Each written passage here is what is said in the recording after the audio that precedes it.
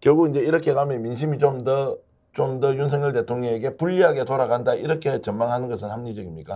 그러니까 당연히 뭐 민심이 더 악화될 수밖에 더 없고요. 악화된다. 예, 예. 없는데 저는 사실 국민들께서 탄핵이라고 하는 박근혜 대통령 탄핵이라고 하는 굉장히 어두운 불행을 한번 우리가 겪어왔잖아요. 그렇기 때문에 또다시 탄핵으로 나아가는 거에 대해서 다들 심리적인 두려움이 다 있는 거는 사실이고요.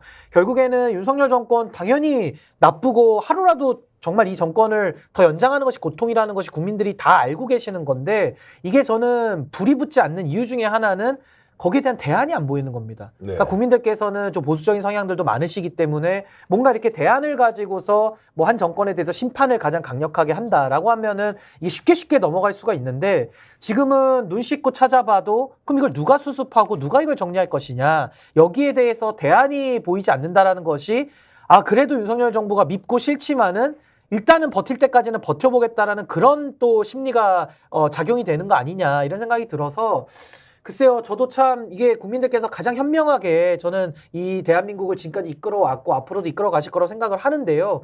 우선 지금으로서는 당면한 선거가 일단 총선거기 때문에 이 총선에서 윤석열 정부에 대해서 가장 강력한 심판의 메시지를 던지는 것이 우선 순서 아닐까 전 그렇게 생각합니다. 신인규 변호사께서는 안희걸 소장이 조금 전에 얘기했던 이제 야당이 지금 뭐 국회에서 저렇게 교탄대회 하는 것도 뭐 필요하겠지만 실제 더 중요한 것은 거리에 나와서 시민들과 함께 반정부 투쟁을 해야 한다. 이런 주장에 대해서는 어떻게 보세요? 그러니까 저도 뭐 반정부 투쟁이야 필요하면 당연히 하는 것인데요. 민주당은 국회 안에서 제일 야당 아닙니까? 다수당 아니겠습니까? 그렇다면 다수당으로서 할 수 있는 일들이 굉장히 많아요. 근데 민주당 분들과 이야기를 나눠보면 안타깝게도 그 많은 의석을 갖고서도 우리가 더 할 수 있는 게 뭐 있냐. 오히려 이런 식으로 무책임하게 나오거든요. 예를 들면 국회의원들이 다수 의석이 있다 그러면은 국회에서 매일 국무위원들 상대로 여론전을 할 수도 있고요. 또 필요할 경우에는 뭐 국정조사라든지 아니면 특검 같은 것들도 조기에 더 관철시킬 수 있는 수단들이 많았는데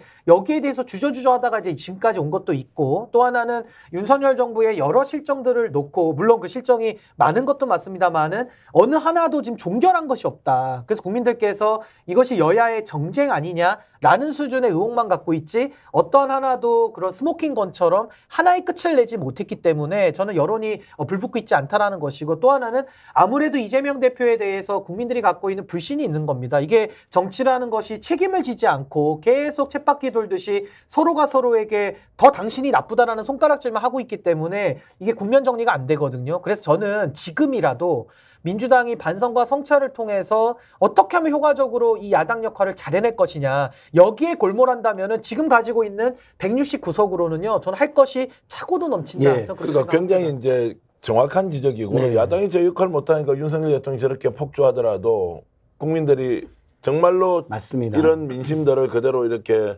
드러낼 수가 없다. 너무하다. 그러니까 야사당 그중에서도 제1야당 민주당이 정말 새겨들어야 될 이야기인데요.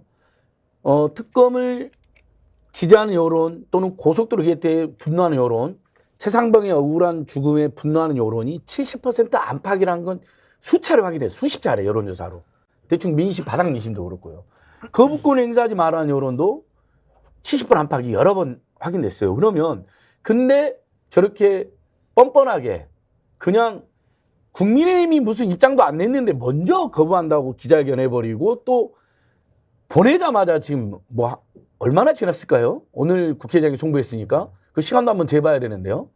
아예 국회나 국민들을 완전히 무시하겠다는 거잖아요. 그러니까 한동훈 비대위원장이 말한 선민후사라고 그랬잖아요. 민심을 먼저 하고. 그게 아니죠. 윤석열, 한동훈 세력은 선기무사입니다. 모든 것에서 김건희가 우선하는 겁니다. 김건희 심기경과 김건희 비리 비호에는 관심이 없는 정권. 선민후사가 아니라 선기무사 정권인데 야당이 그 비판적인 70% 안팎의 여론을 제대로 등에 업고 안 싸우니까 그래 우리가 밀어붙인다라는 이런 오만한 정권의 태도 이어진다고 보거든요. 자, 김건희 특검만 해도 그렇습니다. 자, 이걸로 지금 김건희가 얻은 차익이 10수억으로 추정이 되거든요. 부당이득이. 거기다 최은순도 통정매매했잖아요. 장모도 10억 가까운 부당이득을 얻은 걸로 추정이 됩니다. 그 외에 도이치모터스가 더 또 특혜를 줬다는 것도 따로 있습니다. 그것은. 그러면 예를 들면 자 이렇게까지 당했으면 당장 장애 투쟁을 선언한다 하지 않는다 하더라도 김건희 특검법과 50억 특검법의 내용 그다음에 거기에 관련자들의 그동안 의혹과 팩트를 국민들에게 온라인, 오프라인에서 대규모로 알리는 일부터라도 시작해야죠. 김건희 주가도 좀 오래돼가지고 헷갈려 하십니다. 그러면 김건희가 10석의 수익을 어떻게 누렸는지, 그다음에 윤석열 후보가 후보 시절에 이렇게 기억나시죠? 계좌를 2009년하고 2010년까지만 공개하고 손해보고 손절했다고 거짓말했잖아요. 이미 언론 보도 다 거짓말을 하게 됐거든요. 실제 부당이득은 2011년, 12년 이 사이에 얻었단 말이죠. 그러면 그런 걸 유인물도 만들고 온라인 홍보물도 만들고 막 대국민 보고대회도 하고 그러니까 장애 집회라는 표현이 부담스러우면 그렇게라도 전국 순회를 해야죠. 자, 그만큼 이제 야당이 제 역할을 못하고 있다는 것은 두 분 말씀 공의, 야당의 역할, 중요성 있지만 제대로 하지 못한다 이런 비판을 해 주셨는데요. 그럼에도 불구하고 오늘 홍익표 원내대표가 얘기했던 대로 이번에 윤석열 대통령의 거부권 행사는 결국 국민과 대결을 선택한 것이다. 국민으로부터 엄청난 저항을 받을 것이다 라는 이제 뜻이 함축되어 있는데, 자, 이런 것들이 이제 어떻게 드러나서 그러면 윤석열 대통령에게 부담으로, 압박으로 또는 이 국면에서 실제로 국민들이 원하는 특검법을 강제할 것이냐, 이제 이렇게 가면 재의결밖에 없지 않습니까? 재의결로 가면 이제 지금 여당에서는 빨리 재의결을 하라고 하고, 야당에서는 뭔가 여당 내에서 신당 창당 움직임도 있고 하니까 공천 과정을 좀 지켜보면서 재의결을 하자. 자, 이렇게 됩니다. 제가 정리를 좀 해드리면, 국회에서 특검법이 통과된 지 8일 만에 국무회의를 통해서 대통령이 거부권 행사를 했고, 거부권 행사를 한 것이 다시 국회로 넘어오면 이제 재의결은 시한이 없습니다. 이 상황에서 재의결 국면 어떻게 지금 전망을 하고 계십니까? 그러니까 우선은 재의결이라는 것이 국회로 다시 공이 넘어오는 거거든요. 예. 그럼 국회에서는 국회법에 따르면은 이제 출석 의원, 이제 출석은 재석이라고 하는데 과반수 이상이 왔을 때 그 3분의 2가 동의를 하면은 법률로서 확정이 되게 됩니다. 그래서 사실은 지금 뭐 민주당에서 권한쟁의 얘기 나오고 막 이렇게 하는데 지금 그렇게 정치를 또 사법화 시켜가지고 그 결정권을 헌법재판소에 갖다 넘길 것이 아니라 오히려 국회 안에서 이 특검법안을 대통령의 거부권을 무력화시키는 방법을 써야 되는 거거든요.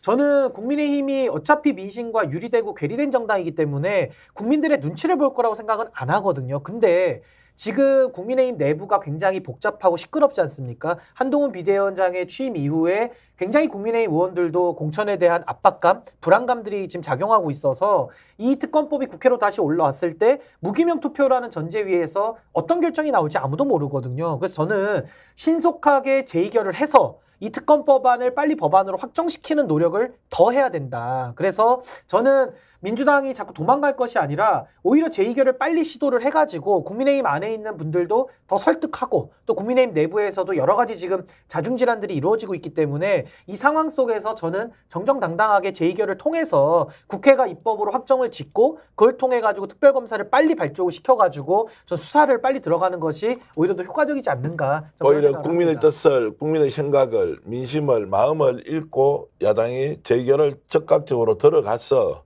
죽이 되든 밥이 되든 결판을 보자. 요 말씀에 대해서 두 가지 방법이 있는 거죠. 예.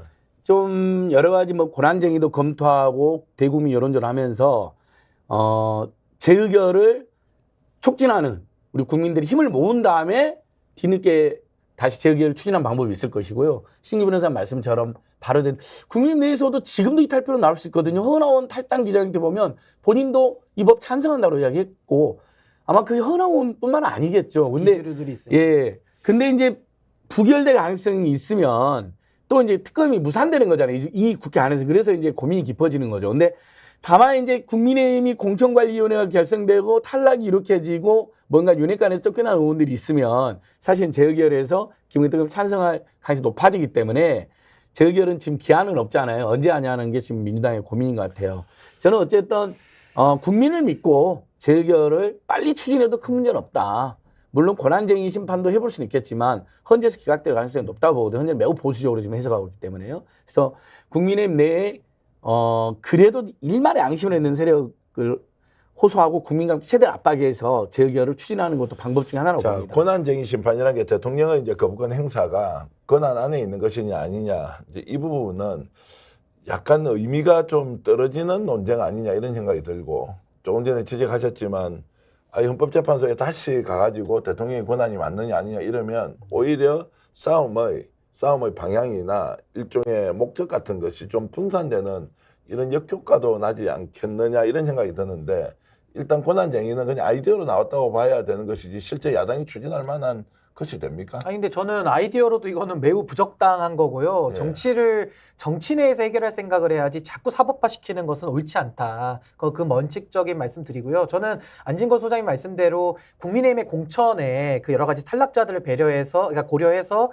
이 지금 제2결을 계속 늦추겠다라는 여론이 민주당 안에 있는 것 같아요. 근데 저는 그 자체가 정치적인 너무 고려가 심하다는 겁니다. 쉽게 말해서 국민의힘 내부에서 일어나는 그 일들 때문에 이 제2결 시점까지 늦춰가지고 진실에 다가가는 노력을 더 게을리하는 것은 옳지 않다. 즉 국민들의 여론은 대통령이 거부권까지 썼습니다. 이거 권력에 사유하고 국민들의 여론이 더 안 좋아질 수밖에 없어요. 그렇다면 그 국민들을 믿고 제2결을 시도해서 저는 특검을 정정당당하게 정치적으로 대통령의 권한에 맞서는 것이 맞는 방법이지 이걸 갖다가 정치적인 셈법 다 고려해가지고 그럼 3월달 말에 탈락자가 나온다고 칩시다. 그럼 그때 제2결을 해가지고 한다 그러면은 특검 수사 결과가 나옵니까? 또 하나의 그 하나를 얻으면 하나를 또 잃는 거거든요. 그러니까 저는 정치인들이 자꾸 이런 사법적인 거에 있어서 정치적 고려가 앞서는데 전 그건 순서가 아니다. 오히려 진실 규명이라고 하는 정정당당하게 국민을 믿고 가면 저는 국민의 편에 서는 사람들이 승리한다고 예. 보거든요.